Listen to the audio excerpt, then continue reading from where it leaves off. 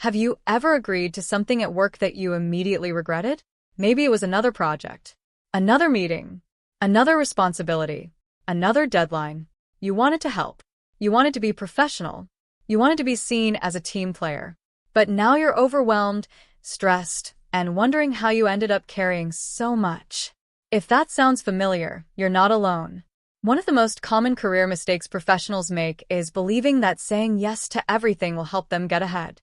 In reality, constantly saying yes often creates the exact opposite result. It leads to burnout, scope creep, unrealistic expectations, and a workload that becomes impossible to sustain. In today's video, we're going to discuss how to say no professionally, strategically, and confidently without damaging your reputation or career growth. Section 1. Why saying no feels so difficult. Most people don't struggle with saying no because they don't know how. They struggle because they're afraid. They're afraid of disappointing their manager. They're afraid of missing opportunities. They're afraid of being seen as lazy, difficult, or uncommitted. For many professionals, especially early in their careers, approval feels like safety. The more people like you, the more secure you feel. The problem is that workplaces don't reward endless availability nearly as much as people think they do. In fact, constantly saying yes can create a completely different problem. People begin to assume your time is unlimited. And once that expectation is established, it becomes difficult to change. Section 2. The hidden cost of always saying yes. Every yes comes with a cost. The problem is that most people only focus on the benefit. They think, I'm helping. I'm showing initiative. I'm proving myself. But they rarely ask, what am I giving up? Because every time you say yes to something, you're saying no to something else. You might be saying no to focused work, personal time, professional development, rest, family, health, or simply the ability to perform your current responsibilities well. The more responsibilities you accept, the less attention you can give each one. And eventually, quality suffers. Section 3. Why high performers become targets. One of the biggest workplace ironies is that the most reliable employees often receive the most additional work. Think about it. When a manager has a problem, who do they go to? The person they trust. The person who delivers. The person who always says yes. At first, this feels like recognition. But if boundaries don't exist, recognition can slowly become exploitation. The reward for great performance becomes more work. And before long, you're carrying responsibilities that belong to multiple people.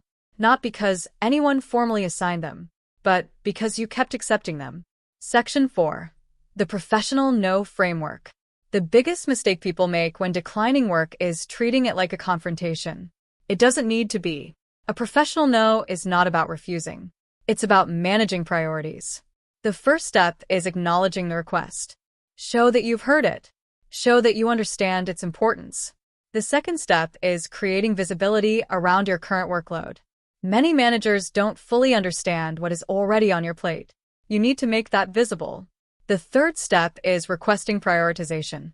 Instead of deciding what gets delayed, ask management to decide. For example, I'm happy to assist. Which of my current priorities would you like me to move to accommodate this new request? Notice how powerful that question is. You're not refusing.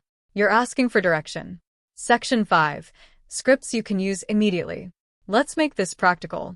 Imagine your manager assigns another project.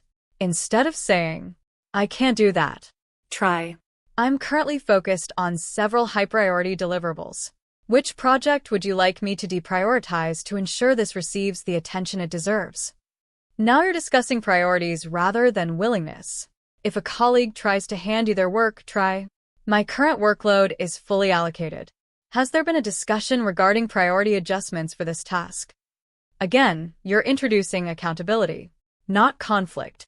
And if you genuinely don't have capacity, I appreciate you thinking of me, but I don't currently have the bandwidth to take this on without impacting existing commitments. Simple, professional, clear. Section 6. Why women often face greater pressure. Many women experience additional pressure to be accommodating, helpful, flexible, supportive, They often take on responsibilities that aren't formally recognized. Things like emotional labor, administrative tasks, team coordination, training, relationship management. These contributions are valuable, but they can also become invisible expectations. That's why professional boundaries are so important. Being collaborative does not require being endlessly available, and protecting your capacity does not make you difficult. It makes you sustainable. Section 7. The power of delayed responses. One of the easiest ways to improve your boundaries is to stop responding immediately. When someone asks you to take on additional work, try saying, "Let me review my current commitments and get back to you." That's it. No pressure. No immediate commitment. No emotional decision-making. This creates space. And space allows you to make better decisions. Many poor boundary decisions happen because people feel pressured to answer instantly. Final thoughts. The goal isn't to become someone who says no to everything. The goal is to become someone who understands their limits. Your time is finite. Your energy is finite. Your attention is finite. The most successful professionals understand this. They don't say yes automatically. They evaluate. They prioritize. They communicate clearly. And they protect their capacity. Because saying no professionally isn't a sign of weakness. It's a sign of self-awareness. If you found today's video helpful, be sure to read the full article linked in the description below. And if you're ready to master workplace boundaries, self-advocacy, and professional communication, you'll also find the Workplace Boundaries and Self-Advocacy Blueprint linked in the description. Thank you for watching, and I'll see you in the next video.